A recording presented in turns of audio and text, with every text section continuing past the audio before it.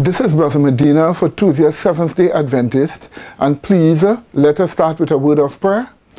Loving Father, please be with us as we present these important facts. Bless everyone listening with good health and good decisions. In Jesus' holy name we pray. Amen. Well, today our study is Gardasil Danger, Part 4. Gardasil Danger, Part 4. And in this study, I am not going to speak much, but we are going to show you documentary footage of the wrong of Gardasil. This study is meant to show us that Merck generally performs bogus clinical trials with drugs and vaccines, with their drugs and vaccines. Point number 2, Merck falsifies clinical data to make their products look safe and efficacious when it really is not. Point number 3, Merck usually lies and cover up evidence about the dangerous effects and non-efficacy of their drugs and vaccines. And finally, point number 4, you must not trust Gardasil. Don't trust Gardasil, which was produced by Merck and misrepresented in their clinical trials. And this is what this program is to show you. Yes, my dear people, in this document here, the name of it is Merck Vaccine Fraud Exposed. We can see very carefully, let me quote for you. It says this: Merck knowingly falsified its mumps vaccine test results to fabricate a 95% efficacy rate. 2. In order to do this, Merck spiked the blood test with animal antibodies in order to artificially inflate the appearance of immune system antibodies. And that is what they did. So they actually put animal antibodies in the test to give the impression that the vaccine caused the production of more antibodies to be able to fight the virus. Furthermore, it says this: Merck also added animal antibodies to blood samples to achieve more favorable test results, though it knew that the human immune system would never produce such antibodies, and that the antibodies created in a laboratory testing scenario that did not in any way correspond to, correlate with, or represent real life. All this is what Merck did. And when Merck was found out with what they did, they falsified data to give the impression that they had fair and good clinical trials. All this was done with the mumps vaccine, and people still have the mumps vaccine. So Merck is a serial organization when it comes to doing wrong things with regards to their vaccines and their drugs. And in this first clip here, we want you to look at the US Congress having a hearing about Merck and the wrongs that they did with their Vioxx drug. So pay attention. Dr. Castlebaum, I would like to talk about the importance of litigation in bringing information about drug safety to light. Recent publications have revealed safety problems with the drug Vioxx, and according to your testimony, the manufacturer delayed communications of known risk to the FDA and minimize those risks in its communication. So, Dr. Castlebaum, how did it do this? What the manufacturer selected certain statistical tests that it knew or that have been shown to mask the types of outcomes and the adverse events that were showing up in the trials, and by choosing those statistical tests in its presentation to the FDA, led the risks of the drug to be underestimated by the FDA regulators, who would then read that report. Now, would this information come to light without litigation? The role of litigation after the fact was sort of to show both improper decision-making on behalf of the manufacturer and to show to reveal to the FDA the need to be more concerned in future instances when these sorts of cases occur, the need to be more vigilant and potentially try to dig deeper. Again, my dear people, here is evidence that Merck deliberately covered up evidence of the danger of their Vioxx drug. Studies conducted by drug companies are not to be trusted unless independent data and independent studies are conducted. So Merck did not do independent studies. There were no independent studies. They were merely Merck-funded studies, and they covered up the results that showed that their things were wrong, their drug was wrong. Here is clear evidence in this clip. These legal documents spell out what Merck knew and when they knew it. In clinical trials during the late 90s, the company tested whether their anti-inflammatory drug Vioxx could prevent cognitive decline in patients with Alzheimer's disease. Life-threatening risks were documented but were never reported to the FDA or the public. The company found a threefold increased risk in mortality and failed to see a safety signal. By scientific standards, this is a major safety issue. Dr. Bruce Pasady and colleagues at the University of Washington reviewed numerous legal documents from litigation involving Merck and Vioxx. In a published report in 2004, Merck reported that Vioxx is, quote, generally well tolerated by the elderly patients in our study. But this internal company document tells a different story. It reveals Merck knew about an increased risk in mortality associated with Vioxx, and they knew this in 2001. If these findings had been made public back in 2001, many fewer people would have taken Vioxx, and because it is associated with an increased risk of mortality and of heart attacks, many fewer people would have been harmed. In 2002, despite knowing the risk, Merck extended one of the clinical trials and even re-enrolled patients. During this time, 8 deaths were associated with the use of Vioxx. Large clinical trials like these clearly need independent data and safety monitoring committees to protect the patients. Dr. Pasady's review appears this week in JAMA, Journal of the American Medical Association. The wisdom of allowing companies to control and analyze the data from their studies really comes under question when we have mortality findings that are concealed in this way. Pasady says stricter regulations are necessary, not only to avoid selective reporting of results, but to help restore public trust. Jennifer Mitchell, The JAMA Report. Yes, my dear people, it is sad to say this to you, but the facts are this. You need to know the truth. You need to be forewarned. It is your right to know these facts. The facts are that false data is a habit practiced by drug companies, including Merck, as a serial practitioner.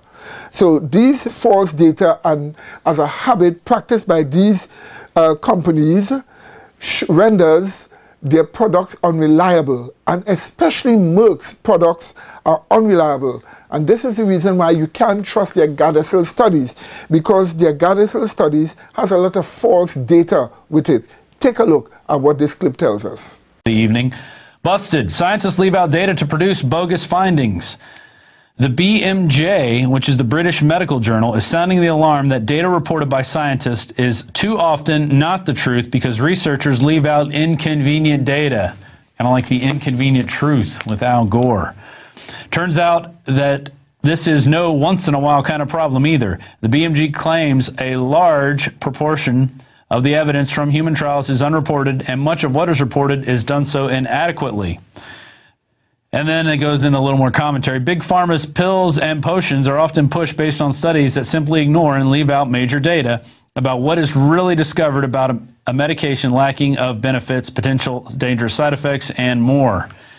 And 2 additional studies show the requirements for mandatory trial registration and timely sharing of results are poorly followed, if at all. And you know why this happens? I'm going to tell you why this happens. It's because most of these studies are paid for by the drug companies. And if you're a company that's receiving money from a drug company to do different types of studies, what are you going to do if you want to keep that contract? Well, you're going to get the results that they asked for. That's how it's done in this country. It's done with money.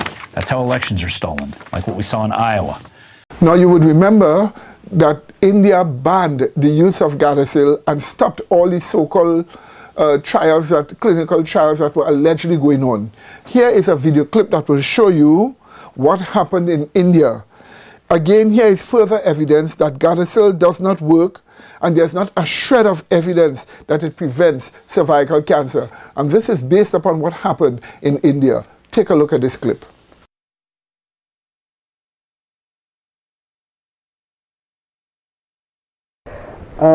Professor Pollock, you have been working on the HPV issue. As you know, it was extremely controversial. The international NGO, PATH, organized, well, it's controversial what they call it.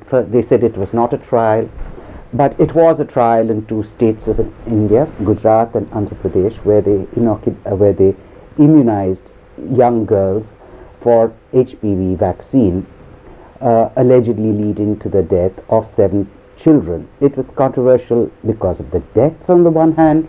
It was controversial because consent had not been taken from the parents of the girls, and nobody had been told they were on a trial.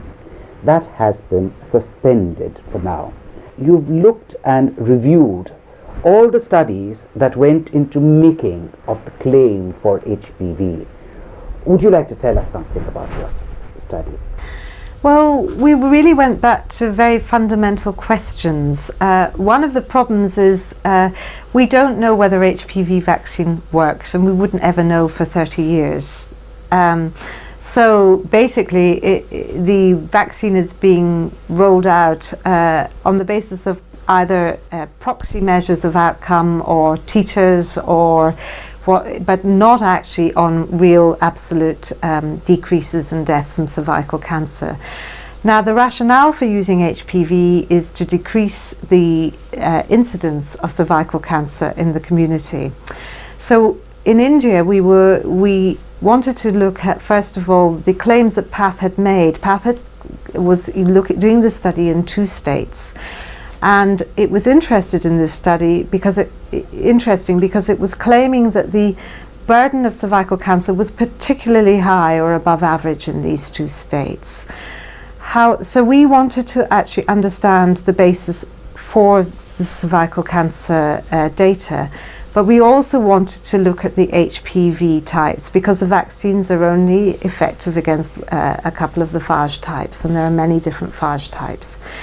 So the first thing we did was to try and understand the cancer registration systems across India, which, as you know, it's a very big country, so they're very fragmented, but they're not universal. And the reason why they're not universal is, again, because you don't have universal health care. If you had universal health care, you would then be able to have really effective monitoring and cancer registry systems, but you can't. So that was the first big problem that we encountered. And so then we asked PATH for the evidence upon which they had based that claim, but that wasn't forthcoming. But it did lie in several documents from IARC and other major global cancer organizations. However, when we looked at the cancer registry data, we found that the cancer registries themselves were quite problematic in many states, either because they were based on small numbers or they were very selective. They were coming out of hospitals or pathology laboratories, and they were not particularly population based. So there were issues about ascertainment, quality and validation. But we also found something quite interesting, which is that cervical cancer rates in any case, even given all these caveats about data, have been falling and are not particularly high in India. So, and particularly in the states that we were looking at. So we were rather puzzled about the claims that there was an extraordinary high burden of disease or above average burden of disease. So we do feel that if the basic epidemiological work had been done, then they would have picked up that cervical cancer rates are falling in any case. And secondly, there's a real issue anyway about the data quality and monitoring. And I would put it to you that it's highly unethical to introduce an intervention if you do not have the monitoring systems in place to see whether it's working. So first of all, there's no adequate monitoring systems to say that you've got a problem in the first place. And the data that you do have suggests that there really isn't a big problem from cervical cancer. You've got many, many more important problems, not least TB and malaria and malnutrition and diarrheal diseases. So that wouldn't be where I would put my money sitting here as a public health physician. So a lot of money going in there, but that would not be a priority area for me. And also you don't have the data systems. There's a real ethical issue about putting in a vaccine which you don't even know is going to work for over 30 years into states where in fact the epidemiology of the disease suggests the disease is declining naturally. We don't know why anyway. Thirdly, you have no means of monitoring, let alone adverse outcomes. Even if it's successful, you don't you don't even know if it's going to work.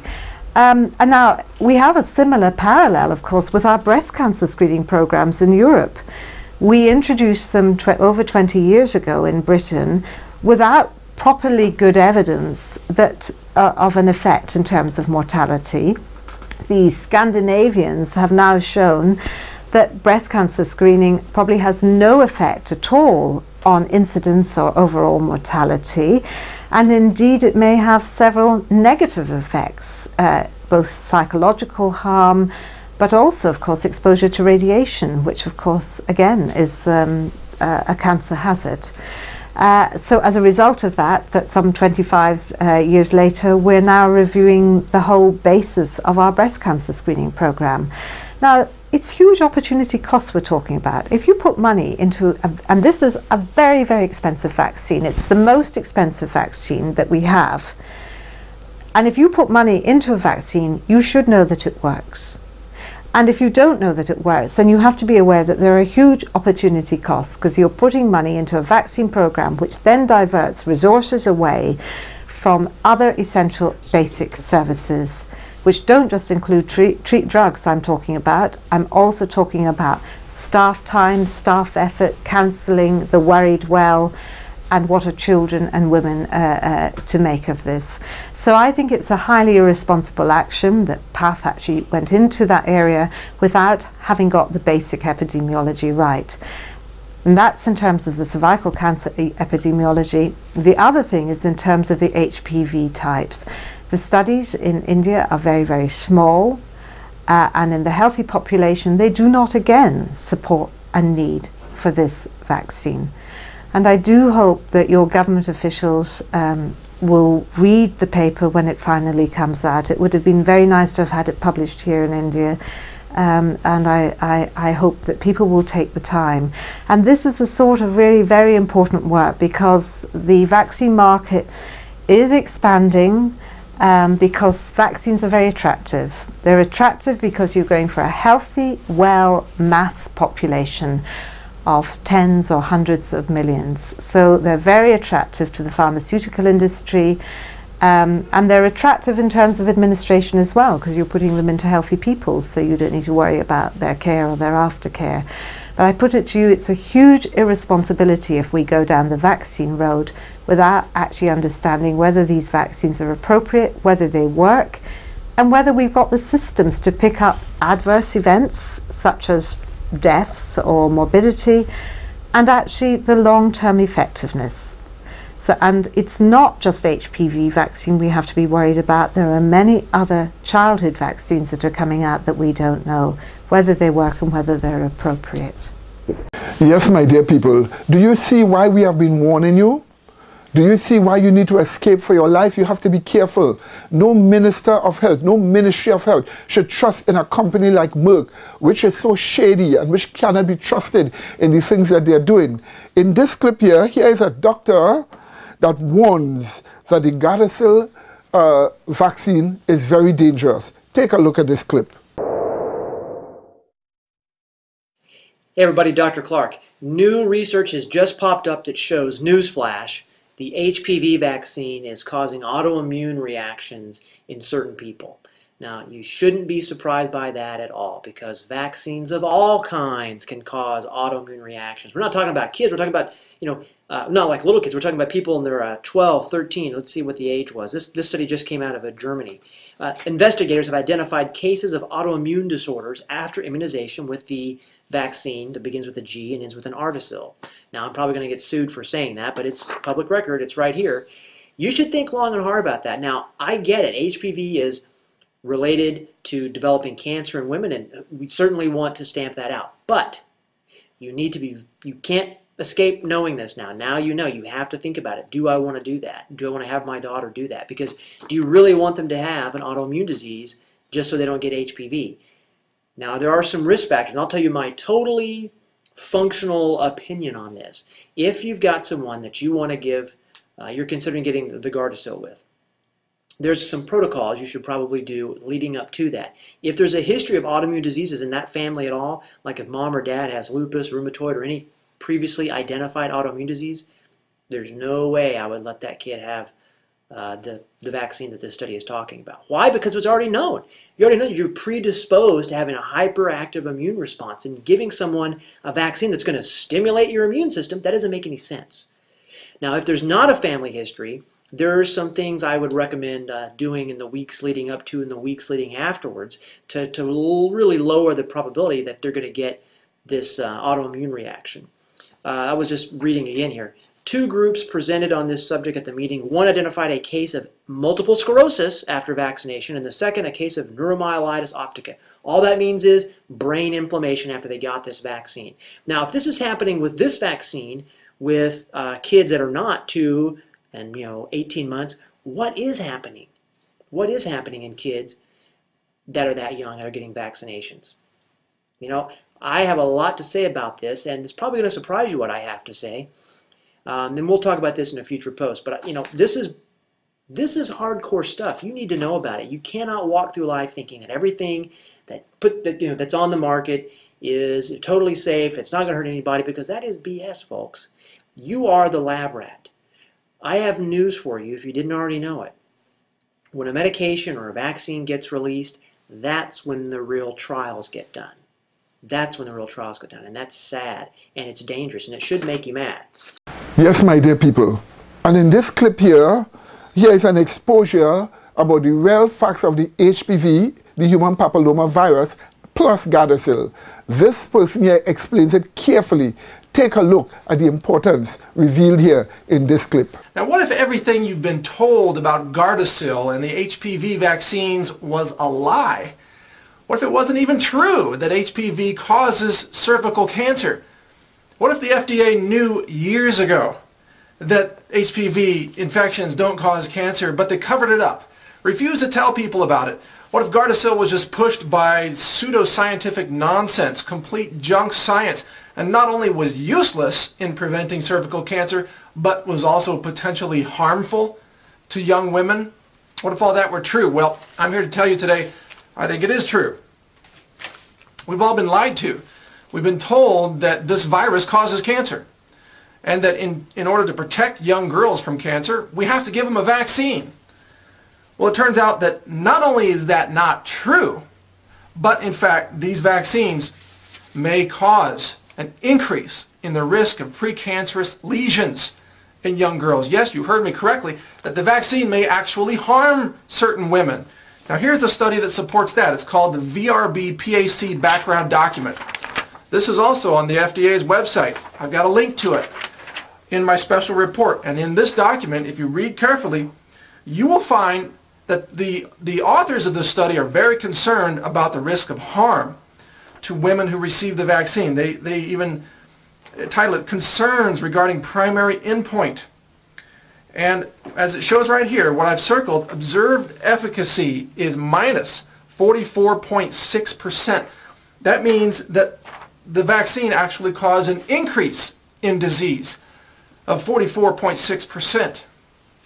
Now, that's in certain subgroups of women. It's not in all women, certain groups, but it means that the vaccine potentially poses a serious risk of harm to some women. And we've been told this vaccine is perfectly safe, right?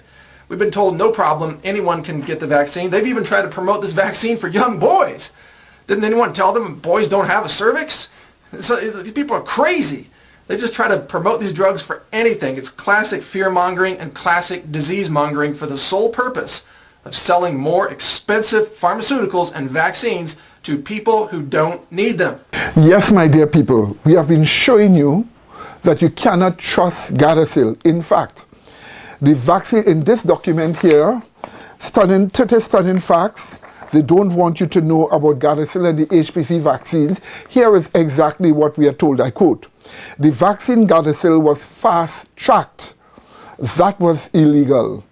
The Food and Drug Administration requires new vaccines to undergo testing and a waiting period of 4 years. Gardasil was developed and on the market in 6 months with FDA approval. Yes, my dear people, this clearly shows us that why you cannot trust Gardasil. Within 6 months it was created and was on the market for people to use, whereas the law stipulates that it should be a 4-year waiting while trial is going on. And there has been nothing such like that with Gardasil. This is the reason why we are asking you to take care of the lives of your children. Do not let your little girls get injected with this vaccine, which is not only so expensive, but which is so destructive to their health, as we have shown you. Now, everything that has been said here have been said for your benefit and for your blessing. No ill intent was meant to any organization, to the Ministry of Health, or anyone. It is just your right to know, so we told you these important things. And we hope that you make a proper judgment and be warned. So, in any case, Tuesday, Seventh-day Adventists have warned you. You have been warned by the Holy Spirit. Yes, my dear people. And until then, if you want this program with the others that has gone before, all you have to do is to call us at 625-0446. 625-0446, and we would give you this television program free of charge, plus the others that went before. And also, what you are seeing passing before the television screen here are our various web addresses. All you have to do is to tap into them to get further information. And until then, you have been warned. We hope you make the right decisions, and may God bless you as you make the right decisions. In Jesus' holy name, amen.